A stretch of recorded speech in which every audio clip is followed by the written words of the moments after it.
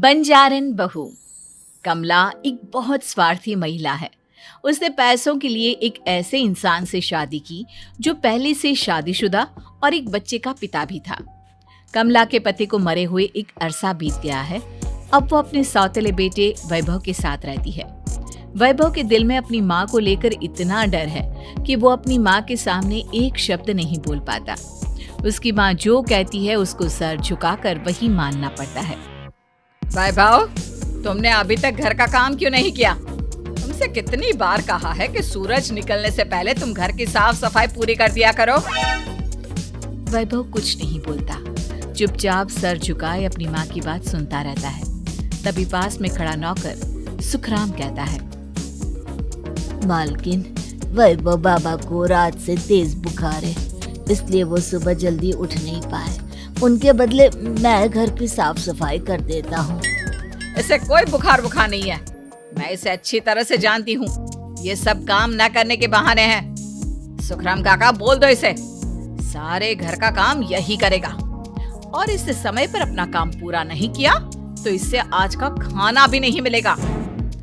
मगर मालकिन, वैभव बाबा की सच में ही तबीयत खराब है, आप एक बार देख तो लीजिए। कमला बिना कुछ बोले वहां से चली गई और बेचारा वैभव तेज बुखार में भी काम करता रहा। कमला वैभव की शादी एक ऐसी लड़की से कराना चाहती थी जो अनपढ़ हो और कमला से इसी तरह डरे जिस तरह वैभव डरता है, ताकि वैभव की सारी जायदाद और धन दौलत उसकी मुट्ठी में रहे। लेकिन आज के जमाने में ऐसी लड़की मिलना मुश्किल है।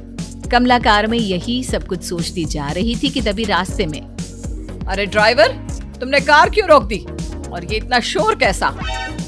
मैडम, आगे कुछ बंजारों का खेल चल रहा है, इसलिए भीड़ लगी है। मैं अभी भीड़ को साइड में करवाकर कार निकालता हूँ।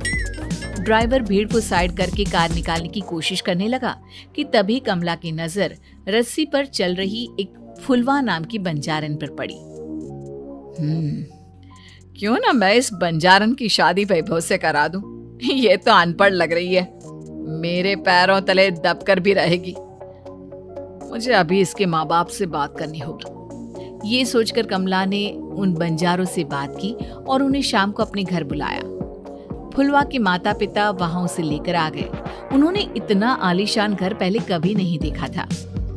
अच्छा हुआ आप लोग आ गए। देखिए, मुझे घुमा फिरा कर बात करने की आदत नहीं है, इसलिए सीधे सीधे मुद्दे पर आती हूँ। मुझे आपकी बेटी बहुत पसंद है।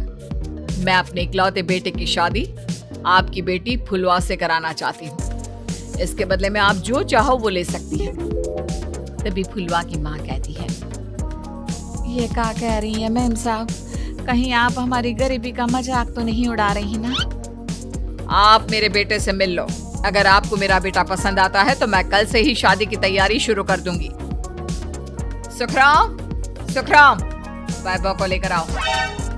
फुलवा अपनी माँ के कान में फुसफुसाती है, माँ, कहीं इस मेम साहब का छोरा पागल तो ना है? फुलवा अपनी माँ से बात कर रही होती है कि वैभव वहां आता है। फुलवा उसे देखती ही रह जाती है और उसके माता पिता उसकी शादी तय कर देते हैं।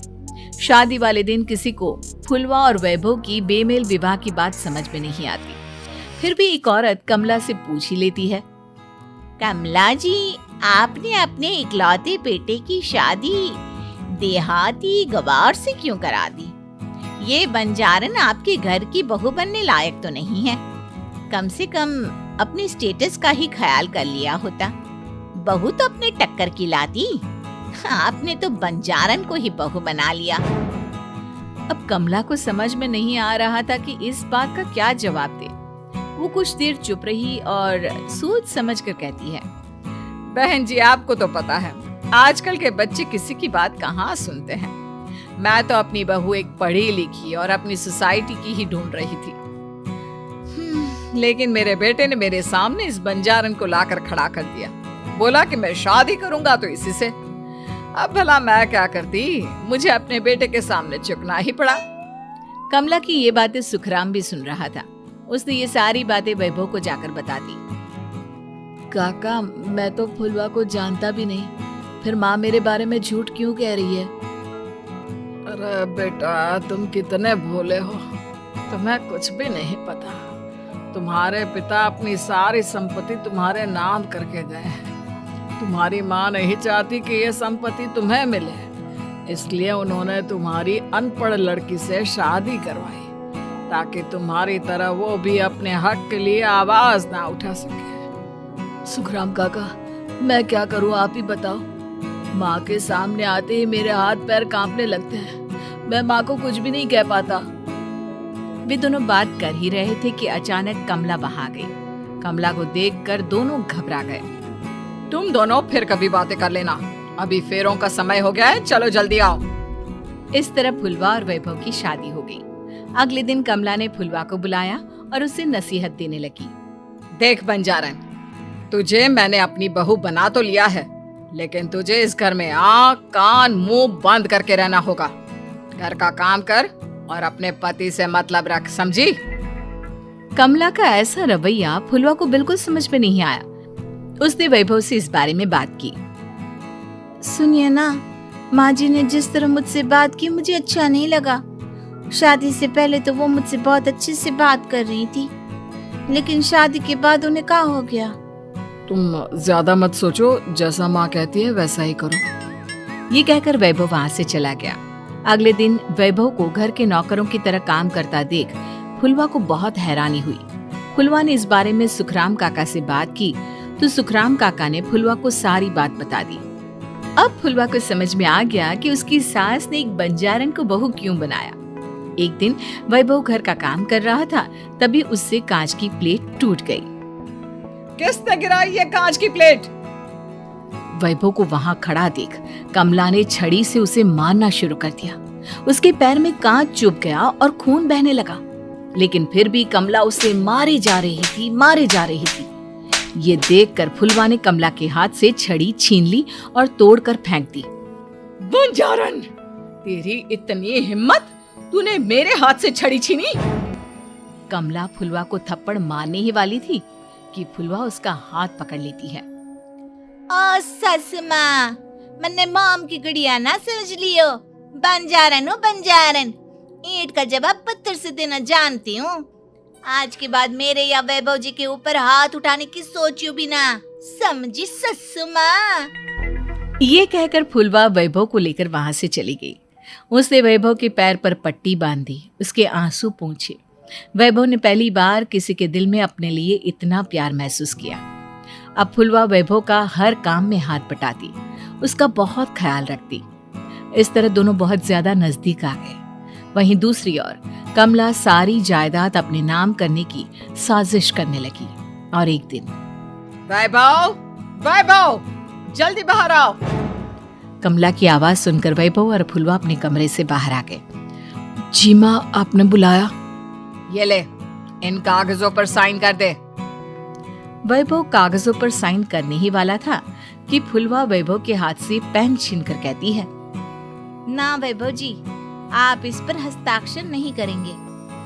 आओ बंजारन, मैं तुझसे बात नहीं कर रही। ये बात मेरे और मेरे बेटे के बीच की है। चुपचाप पेन दे दे, नहीं तो तेरी खाल उधेड़ लूंगी। ससु माँ, बंजारन की खाल इतनी भी ढीली ना होवे कि कोई भी उधेड़ लेवे। जो यकीन ना आता हो तो देख ले उतार के। और हाँ, बंजारन जरूर हूँ पर अनपढ़ ना हूँ। मन्ने भी पता है कि किसी भी कागज पर साइन करने से पहले उसे अच्छी तरह पढ़ लेवे। पेन देती है या नहीं? ये कहकर कमला फुलवा को मारने आई तो फुलवा ने कमला को धक्का दे दिया और वो नीचे गिर गई। कमला डरकर वहां से भाग गई। अब फुलवा ने वो कागज उठाए और वैभव के साथ सीधा वकील के पास चली गई।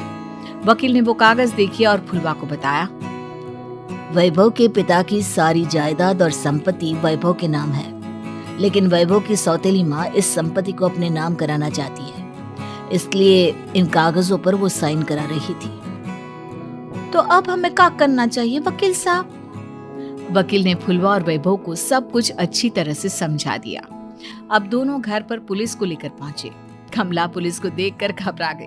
पुलिस ने कहा, आपके नाम की कंप्लेंट हुई है, आपको हमारे साथ थाने चलना होगा। कंप्लेंट? कैसे कंप्लेंट? आप अपने सौतेले बेटे पर बहुत अत्याचार करती हो। धोखे से सारी जायदाद अपने नाम करा रही थी। अब नहीं इंस्पेक्टर साहब, जरूर ये मेरी बहू की कोई साजिश है, इसने गलत कंप्लेंट की है। मैडम, शिकायत आपकी बहू ने नहीं बल्कि आपके बेटे वैभव ने की है। कमला वैभव का नाम सुनकर दंग रह गई। जिस बेटे ने कभी उसके सामने सर नहीं उठाया था, आज वही बेटा उसके सामने पुलिस को ले आया है। वैभव, तुम्हारी इतनी हिम्मत कि तुम पुलिस को ले आए?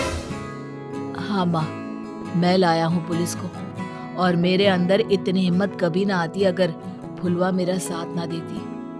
आपने बंजारन बहू को लाकर अपने ही पैर पर कुल्हाड़ी मारी है माँ। मैडम, अब की बात खत्म हो गई हो तो चलो हमारे साथ। वैभव, मुझे माफ कर दो, मुझे थाने मत भेजो। आज के बाद मैं तुम्हें कभी नहीं मारूंगी, तुम्हें कभी परेशान नहीं करूंगी, मुझे माफ कर दो।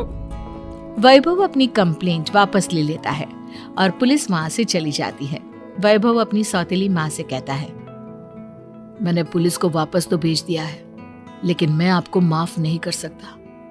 आपने बचपन से आज तक कभी मेरे सर पर हाथ नहीं रखा, हमेशा मुझे मारती रही, नौकरों की तरह बर्ताव करती रही। आप इस घर में नहीं रह सकती, चली जाइए यहाँ से। कमला घर छोड़कर चली गई और सड़क किनारे खड़ी होकर सोचने लगी, काश मैंने वैभव को माँ की तरह प्यार किया होता तो आज मैं इस तरह से बेसहारा ना हो जाती।